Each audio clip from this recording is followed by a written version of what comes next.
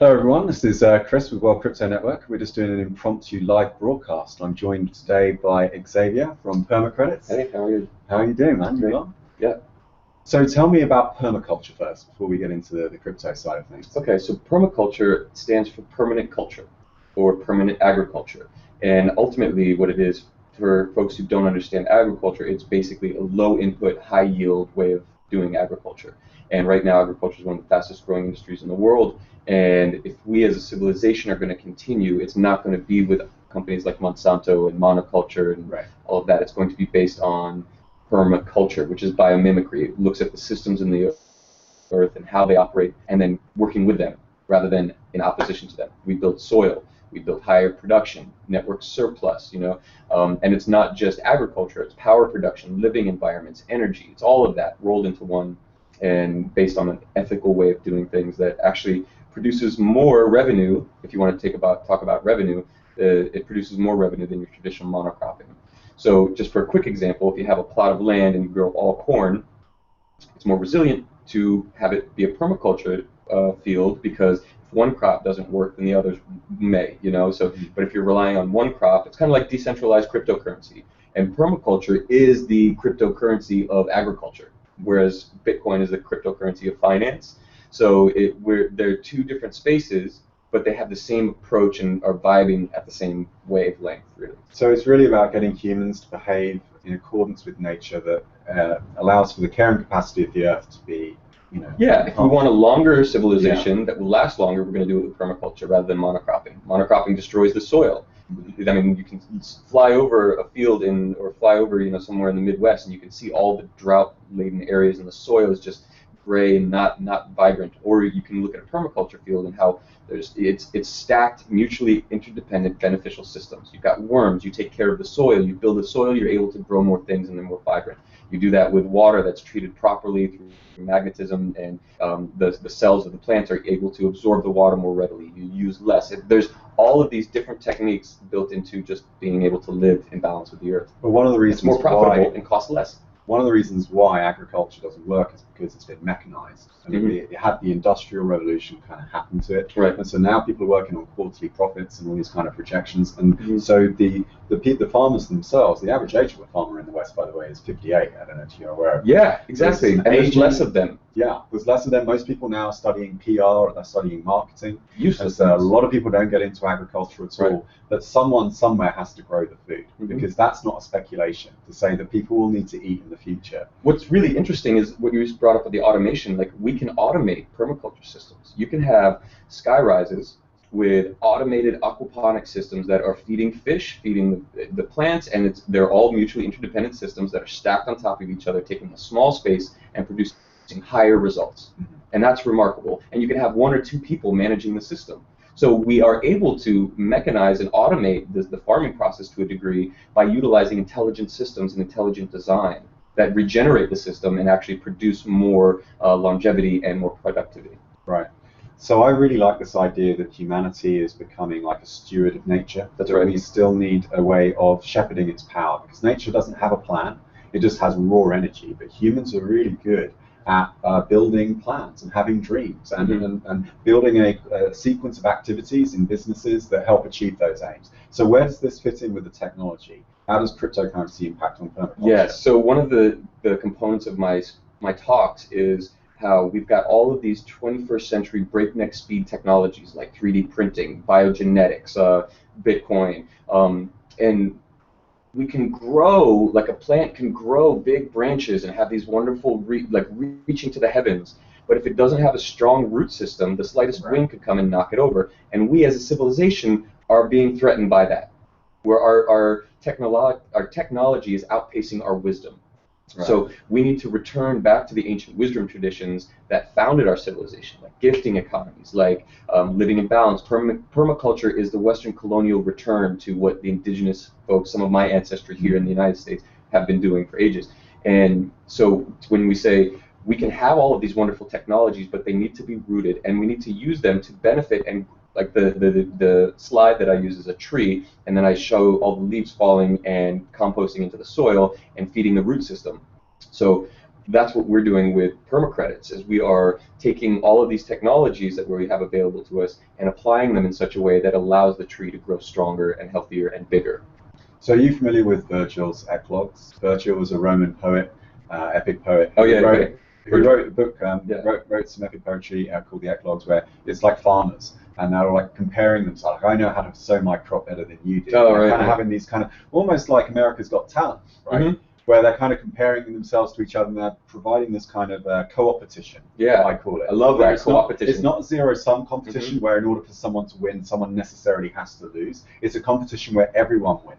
Kind of like what's going on in the Bitcoin space. Right. All of the coders were all open and sourcing our stuff and working together and saying, this is more important than your or my personal success. Right. And we're cooperating, and everybody's supporting one another. And of course, there will be plants in a permaculture or polyculture garden. There will be certain plants that grow bigger and do different things, but it strengthens the whole system when we are mutually interdependent. So I want to talk about a particular case study. One of the projects I really, really like from permaculture was the greenhouse water project. That's what it's called. And so this idea was that you build these greenhouses on shorelines, and you naturally desalinated the seawater, because the water would rise up through the soil, it would evaporate, and you would have plants and everything would draw up the water. And then in the ceiling you'd have these condensers.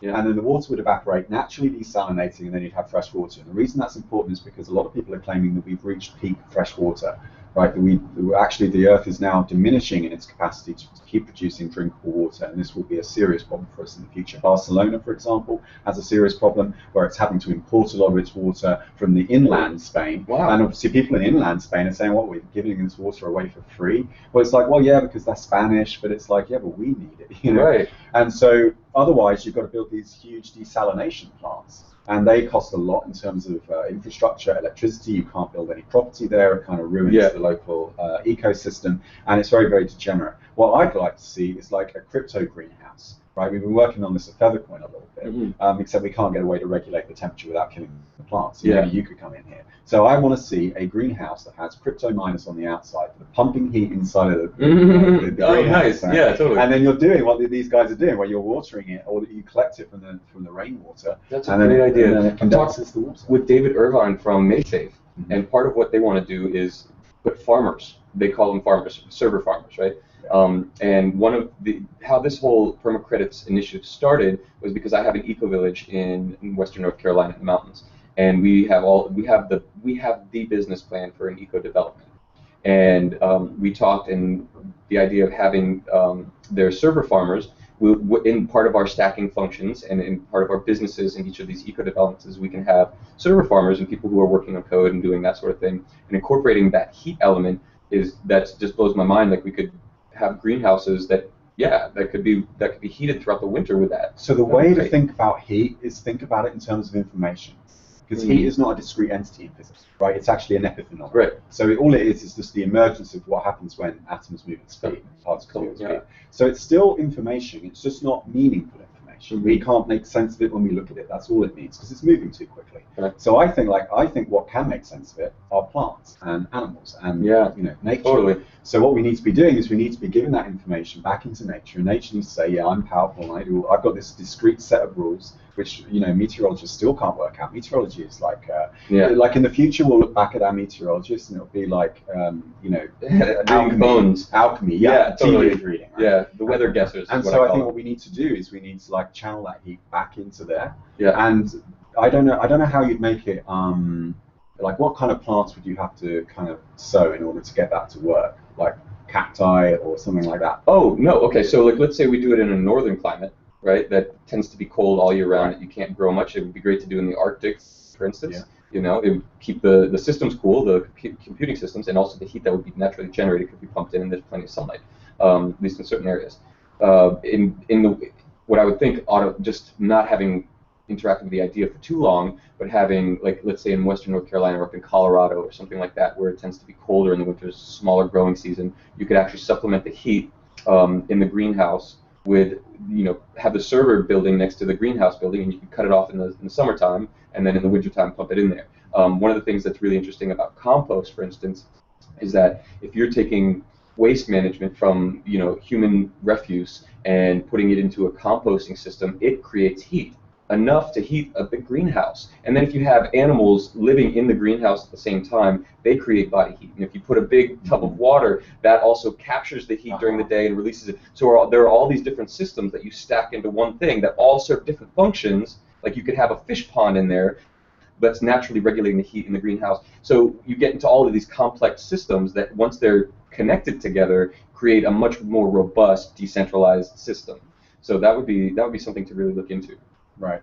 So the next stage then would be open sourcing this, so that there's a lot of people open sourcing. The whole permaculture world is like, hey, I just built this coop in this way, and it's more efficient than doing it this way, and they put it on the internet, and everybody starts replicating, you know. And so, because people aren't as incentivized to make profits. They're more incentivized to save the planet, for instance, you know, because they're all the early adopters. That is the profit, in which case. Right? Well, yeah, so saving the planet is totally more important to you. And also, it just so happens that using a polyculture, permaculture system for agriculture produces more fiscal profits, like in the short term, not just the long term. And people are just starting to get this, and you're going to see a lot more investment into this whole permaculture world. And that's where Permacredits comes in. It's like, well, we make it no strings attached, gift economy. Here, take money, go produce, and gift back. So how does that work then? Where do the Permacredits come from? Is it a proof of work? Proof of stake. But it's a user-created asset on top of counterparty, and so it's using the blockchain technology from Bitcoin. So it rides on the Bitcoin blockchain, so it has the most secure network and whatnot. And ultimately, what happens is the users purchase them at our issuances. We do them on the solstices or the equinoxes. It depends on, I'm thinking it's going to be the equinox coming up shortly. And so you purchase them, and let's say that there are $5 million US dollars worth of projects that want to get funded. And they say, this is my project, here's the business plan, here's our video pitch, we plan on tipping back 20% of our profits, or donating back, and then they start doing that. They get upvoted, they go through the process, the community decides, yes, this is a project that we're going to fund, and then they get funded as they become successful. In their pitch, they say, quarterly, we're going to tip back 20% of our profits, and they do that. So the people who bought those credits, funds are coming back into the system, and they can choose how they want to receive those funds. So it's a decentralized governance of a innovative industry, and also it governs how many credits are issued. Right. So you forged the initial tokens, the initials. Exactly. So they're forged, and then they're distributed because people buy them over the counterparty network. Correct. And can they buy them in XRP or XCP? XCP. Yeah. In Bitcoins as well? Nope, just Bitcoin and fiat. Okay. So they can buy those, and then how are you? We don't want to run into the same problem that happened with the Mastercoin. Right. The whole where there were liquidity problems, like with MadeSafe, you mean? Right. Because there were liquidity problems because MadeSafe could only cash out with Mastercoin, and of course then all the people pulled their buy orders, because why would you have buy orders there if you know someone's about to sell? Exactly. Right. So then once I got these Permacredits, how does that ecosystem work? Where can I spend them? Okay, so you use them to pay for your membership in the governance system. And then you also, one of the benefits of having a decentralized and centralized system rather than just completely decentralized Bitcoin had to bootstrap the whole network, and it had to be done through discovery. You know, vendors had to say, this is something cool, and we want to get into it and want to da-da-da-da. With us, we actually can have a marketing team that can go get more vendors involved. So anybody in the low-host demographic, or anybody in the eco-resorts, or in the farmers markets and things like that, we can reach out to them and spend money to go get them involved, right? And we can work with payment processors like GoCoin or whomever that's being developed to actually accept Permacredits and get transferred into fiat directly if they want. Yeah, that's right. I think we had this question came up at the altcoin panel, but unfortunately it was one microphone for too many people. So one of the questions we had for the benefit of the audience at home was from the guy from GoCoin. He was like, well, what's your strategy for getting people to actually adopt this? Because my response to that was that if people aren't using your currency to buy real things that they need, like food and fuel and shelter and all this kind of thing, then really you're just a proxy. They're only using your currency to either speculate or to get more dollars. Exactly. And that's not what we're about. Like, we actually don't want to have very many exchanges using Permacredits and doing exchanges. Like, we would, I mean, just thinking for the first time, really, it's like, we would actually want we want more vendors than we do speculators. We want more vendors than we do exchanges. that we have to have a couple just for liquidity purposes, and that's cool. But we will actually be able to provide liquidity to somebody like a payment processor that wants to transfer them straight to fiat, whatever. And that's because you want to take a long position as the people that are behind the project. Is that right? So you're sort of like a buyback? In a sense, yeah. Right. And then also, so as more businesses that have been funded in the system start tipping back into the system, the base value of the credits theoretically would be backed by however many donations are coming in at each issuance or each quarter. So why would I sell a permacredit on the open market for $1 when I'm getting paid $1 every day with it, or not every day, but every quarter, right? So if I have a business, I'm not going to sell my business for the amount of profits I make 1 year. I'm going to measure it out and say my business makes $100,000 a year. Let's take small business. Right. I'm not going to sell it for $100,000. I'm going to sell it for $500 to $1 million. Yeah. You know, because it's the long-term play, and that's why you sell. So when you have credits, you're going to say, well, I get $1 worth of gift coins or gift cards or Bitcoin or whatever it is each quarter. For my one credit, and I have 1,000 credits, why am I going to sell it for $1? I'm going to sell it for 4, 10, that kind of thing. So there's a deflationary curve, but also it's unlimited cap. Really, we're putting the power back in the hands of the people to decide how many of their currency there are, what they power, and what businesses accept them. Right. But isn't that a lot of that when you say you make $1 credit every quarter? Where is that credit coming from? Where's the extra? The dollar coming from? Yeah. So we fund businesses. They say they're going to donate back 15% every quarter or whatever. Okay. So let's say we have $100 million worth of businesses that we funded, and so the total gifts or donations that they're putting back in is 10 million, and we have 1 million people. So they're putting $10 million in, and we have 1 million Permacredits holders. Each person gets $10, I guess, worth. So it's an equity sort of investment model, where you're investing in these businesses and they're paying you dividends. And then that's where it enriches the whole network. So you're trying to create a virtuous spiral of like investment and then reinvestment and reinvestment. Is that right? Yes and no.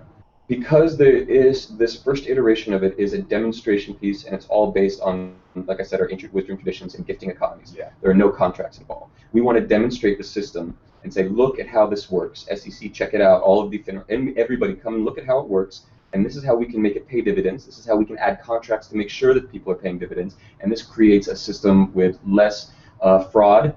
That it's vetted by the entirety of the community. It can pay dividends, right? And this is how. And this is what we want to demonstrate. But we're doing it not in we're doing a nonprofit structure. There's no contracts. It's totally donation based. So it is an experiment. Yeah. At least in the first iteration, Permacredits experiment. But as the community gets involved and they want to say, maybe the laws become clearer in a year or two or whatever, and the community says, well, we want to get paid in Bitcoin, and have the dividends actually be contractually enacted, then the foundation, the members on the foundation board, who are the janitors, who do nothing other than what the people wish, right? Then that's how it works. So like, let's say the first issuance happens, and it's all gift economies, this and that, people are good actors, and they're tipping back, and all of this is working great, or it's not. And people say, wait a minute, we want to put contracts in place, and we want to make sure that this works. And then we can do it. Then we, the foundation, can enact the laws of the will of the people. Right. Right. So basically it's a special coin that is just geared thematically at permaculture. But there's actually, I'm not hearing that there's anything stopping someone from doing whatever they want with the permacredits. Someone could still do something detrimental with it too. Is that right? They could try. Right. But we have a complex set of social biometrics and algorithms to counteract the proof of stake. So let's say you have million permacredits, you're Monsanto. You want to come in and you want to screw with us, right? You just buy 3 million permacredits. So you have 3 million votes. Somebody in the ecosystem, like myself or Jeff Lawton or Jack Spirko, the way we do it is you rate yourself in your different skills. Yeah. You rate yourself in your different skills. You're peer reviewed in your different skills by all of your community, and they rate you. So then you have a rating, but then you also gain influence. By your behavior in the system, you actually are given more voting rights. Right. So let's say Monsanto comes in and they just screw you, we're going to try to put this project through, like, GMO human project. Yeah. And of course everybody's going to be like, no, and they're going to downvote you. So there's that vetting. Then the 3 counselors, or the 3 not counselors, consultants that are on the project, part of the way that you get your funds is you have to have 3 consultants. One in the permaculture world, one in the social economics world, and one in the business finance world. Okay. And they have to vet you as well. So the whole community vets you. They're asking you questions. Well, what did you think about this? Did you try this? Did you add this function into your business? You'd make more money, right? So we're crowdsourcing solutions and crowdsourcing like vetting process. And then you have 3 consultants, each of which or one of which have to show up at your business and vet you physically, and they get paid for this from the foundation. And then you also have to get insurance on the amount of donation that we're giving you, so that if you are a bad actor, then and you don't tip back and you get kicked off the island, as it were, then that money gets put back into the system that we donated. Right. So it sounds like there's quite a complex structure in place for enforcement. Exactly. It sounds to me like this would be a really interesting case study to experiment with. That's the whole idea. Is like, don't come to buy Permacredits if you're looking to invest in them. Right. Like, stay away. If you believe in what we are capable of doing as a decentralized, coherent group of people, then come and play. Yeah. Because if we have this complex social biometrics where I might not have a lot of Permacredits and I'm not pre-mining, there's no like foundation members get a bunch, you know. But I'm behaving well in the system, and my peers are rating me highly. I am above the mean average in ratings or whatever. I get that multiple of voting credits. Somebody who has less will get that dividend, that divided by, right? So we create this complex social biometric system where we actually incentivize true reputation-based metrics that counteract proof of stake. That's really, really interesting. So I want to know that you're documenting this. How well are you documenting this? There's like a forum, I imagine. How do you, like, for example, the foundation, they actually record their meetings or they minute it. Yeah. And then they publish that, and I think they do some, proof of... So the foundation council members don't meet. They have no need to meet. Their job is simply to be janitors of the system. The voting, all of the social interactions, the discussions, it's all recorded, just like Facebook records everything. Yeah. So that's what we're doing, but we're not recording and giving to the NSA or anything like that. We're recording it so that everybody can see everything that's happened. They can scroll back and see the logs, like in chat and Skype and whatever, and you can see all of, so you can see how it went down and why it went down. And then also you can see who's tipping what, how much money is in the system, where's it going. There's no, somebody just did a sale, and I can't remember who, and everybody's, blockchain scanning, seeing the wallet, and then they keep disappearing. All the coins just keep disappearing. As the money's coming in, the coins are disappearing and getting spread to all these wallets and then spread to further wallets, and nobody knows where the money went. Right. That's really sketchy to me. We will not be doing that. It'll be like, boom, here's a bunch, and this is where it's staying, and everybody can see it. And then we'll even make notes if we have to split it up for security reasons, like, this is where they are. And we'll just tell everybody, because, you're not going to hack it and take our wallet. Yeah, it's really interesting. I noticed that Adam B. Levine is involved as well. Yeah, and Wendell Davis from Humanton Hive, and we've got Christian Shearer, who is an incredible permaculture design expert himself, and has started a couple of eco-villages. We've got John Boucher and Liz Weitzig. All of these people are like powerhouses in their own field, and I'm really honored to be working with them. It's been such a refreshing experience, and everybody speaks their mind, which is great. Because like, even if it's in opposition, it's like, that's what creates, like in the vetting process for the businesses that come through, we need that, like, to see what the market really will hold. So how can people get involved? Permacredits.org or permacredits.com. Sign up for the email list. I use that email list as a board meeting. I like to say, this is what we're working on. This is updates and whatever. It's been really, it's been sparse for the past month because I've been working on a bunch of funding opportunities to get the app developed and get our team together. We're going to film a reality series around it, take our dev team and go interface with the Ethereum guys, with the Counterparty guys, with all of the different dev teams out there who have different components, and really highlight the crypto space, not just for the crypto nerds, but for the community at large. That sounds really good, but what do you want people to do when they get there? So you want to go to the website, sign up to the email list. Yeah, and then stay tuned, because when we launch, that's when you come and get your credits. Well, that's really great. Yeah, and we'll have updates when we start developing the themes for the app.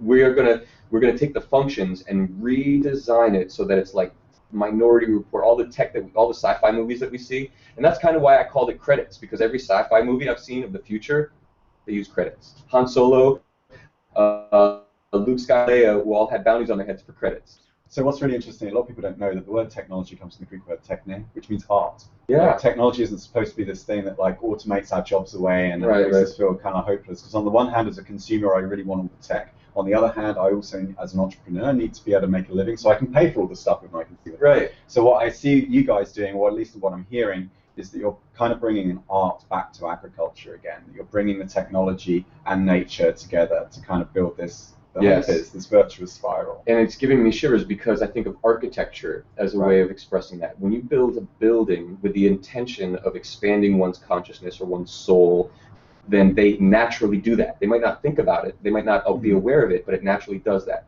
So we are creating a technological architecture for human beings to coherently decide the direction of the species, of the planet, of the civilization. And we are going to be the first iteration of that in a meaningful, constructive way with hardcore business and the currency that we use. Because money isn't just in a value exchange. I'm taking my sweat, my blood, my equity, my passion, my calories, and I am saying I'm giving it to you, but I'm using a token that has, in the United States case, all these occult symbols that feeds a war machine that I have no say in. Yeah. I have no say what place they're gonna bomb, and I am supporting this system. That's why people say money's the root of all evil and all of this nonsense. It isn't. It is what is representing it and what it does. And Permacredits gives us a true stake in our currency and our value exchange. We can choose what it feeds, what it creates, what innovations happen. So number one, it's a values innovation more than anything else. Yeah. Well, listen, that's been absolutely great. Thank you, Chris. That's been really cool. Yeah. Thanks very much. Thanks a lot for supporting us, everyone. You can follow us on World Crypto Net on Twitter, and I'm Mr. Chris Ellis at Mr. Chris Ellis on Twitter. So keep in touch.